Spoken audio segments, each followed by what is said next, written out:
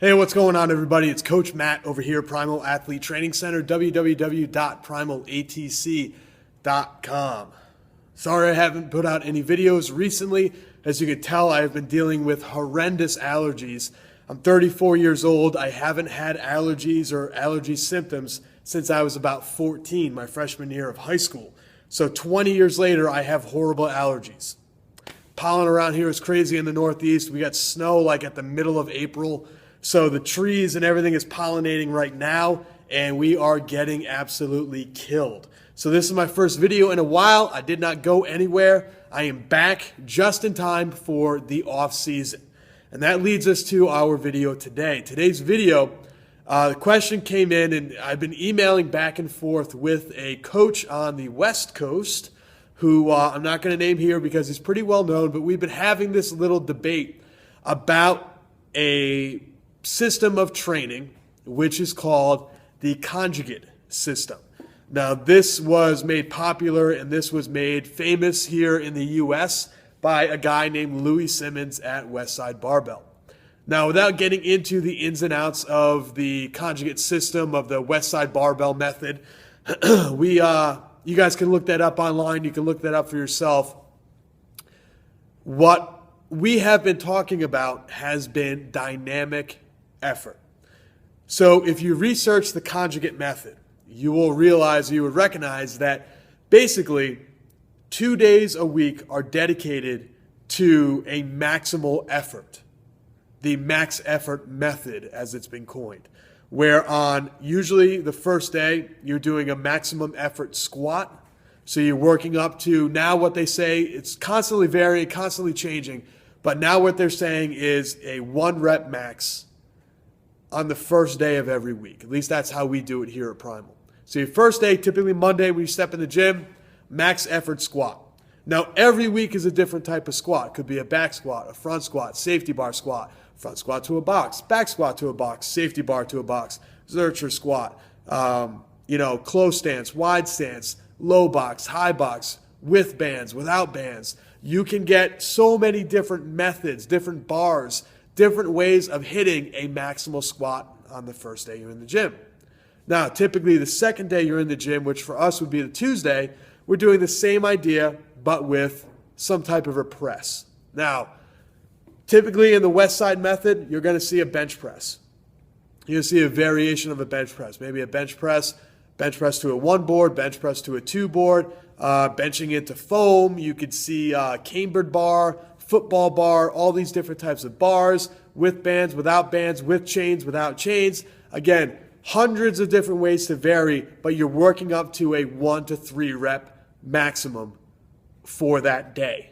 So you're not hitting a new 1 rep max. You're not like you're going to a powerlifting meet, but you're going to a heavy single for that day. And you want to stay around up and above 90%, for 2 to 3 sets. You want to go heavy and you want to stay there for a couple sets. Now, 72 hours after your max effort squat, you move on to a dynamic effort squat. 72 hours after your max effort upper body press, whether that's a bench press or whatever it might be, you're going on to a dynamic effort press. Now, this is where the argument ensued. Not an argument, because we're good friends, we're not arguing, but the discussion has taken over to, well, is this the right thing to do for a thrower? Now, in this person's opinion, they look at the percentages and they look at the number of sets and repetitions. And this coach from the West Coast is saying that what Westside does is perfect for a thrower or any track and field athlete for that matter during the off season. And I'd agree. The problem is, the argument, the sort of disagreement is that the Westside method, the number one goal of the Westside method, of the Conjugate method, the way that Westside Barbell uses it, is to produce the most amount of strength possible to get you as strong as you can possibly be for a power lifter, for somebody that needs to lift as heavy of a load, as maximal of a load as possible one time during a competition. What we need to do in the circle is we need to move essentially a lighter weight as explosively as possible. So where the disagreement and where the talk and where the discussion, that's the word I've been looking for, where the discussion happens with myself and this other coach has to deal with that dynamic effort day. Now, he likes to stick within the parameters that were set by Louis and the guys at Westside. 50% plus 25% band tension at the top.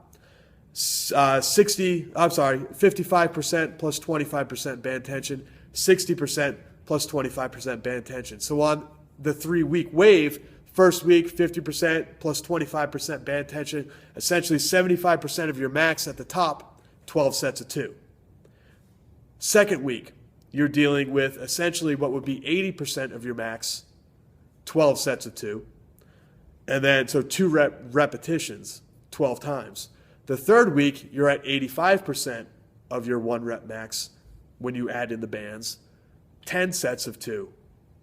So 2 repetitions really fast for 2 sets.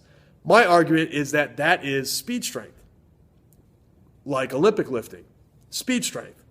We want to do more explosive. So what I like to do is stay with the explosive rep range, the explosive parameters for my throwers. This is where the argument and the discussion kind of started. So what we're doing here at Primal is we're going to experiment over the next 12 weeks with our college athletes that are home. So we are going to go through a Westside Barbell Conjugate Method, however you want to describe it, whatever ways, whatever wording you want to put on it. Maximal effort the first 2 days in the gym, max effort lower, followed by the max effort upper. Then at the end of the week, 72 hours later, we're going to be doing a dynamic effort lower, but with explosive percentages, and a dynamic effort upper with the explosive percentages. Now, explosion, you're usually in that 35 to 55% rep range. So we're going to go at the higher end of that. The first week, we're going to do 12 sets of 2 of our max at 45% with no band tension, no additional accommodating resistance. Then we're going to do the second week 12 sets of 2 with 50%. And the third week 10 sets of 2 with 55%. So we're going to drop the percentage, and not only are we going to be measuring how strong the athletes have gotten, we're going to be measuring how much farther they are throwing out of the circle.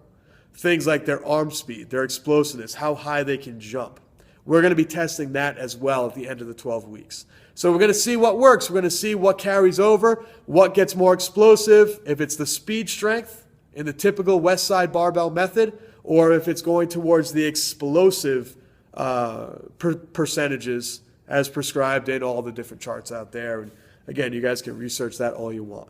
So stay tuned. This will become the new off-season training book, the follow-up to the Ultimate Off-Season Training Guide. So whichever one works out best, that's what will be in the book, and that's what will be released to all of you. All right? So stay tuned.